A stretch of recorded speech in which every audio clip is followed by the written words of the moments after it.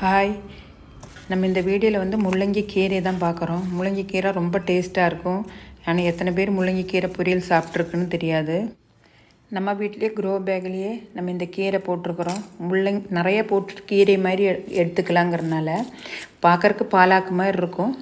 இருந்தாலும் பொரியல் டேஸ்ட் வந்து சுக்குட்டு கீரை பொரியலோட அதை விட டேஸ்ட்டாக இருக்கும்.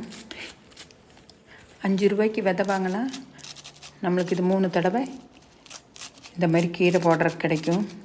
10 நாளைக்கு ஒருக்க நம்ம கீரையும் பொரிச்சிக்கலாம். நம்ம இவ்வளோ முள்ளங்கி போடுறனால முள்ளங்கி பெருசாக இருக்காது, இருந்தாலும் சின்ன சைஸு நம்மளுக்கு முள்ளங்கியும் கிடைக்கும். நம்ம மற்ற கீரை எல்லாம் பண்ணுற மாதிரி சின்ன வெங்காயம் எல்லாம் போட்டு நம்ம எப்படி கீரை பண்ணுறோமோ அதே மாதிரி கீரை பண்ணியிருக்கிறோம். ரொம்ப டேஸ்ட்டாக இருக்குது, டிஃப்ரெண்ட்டாக இருக்குது. நீங்களும் இதே மாதிரி ஒரு தடவை செஞ்சு சாப்பிட்டுட்டு லைக் பண்ணுங்கள், ஷேர் பண்ணுங்கள்,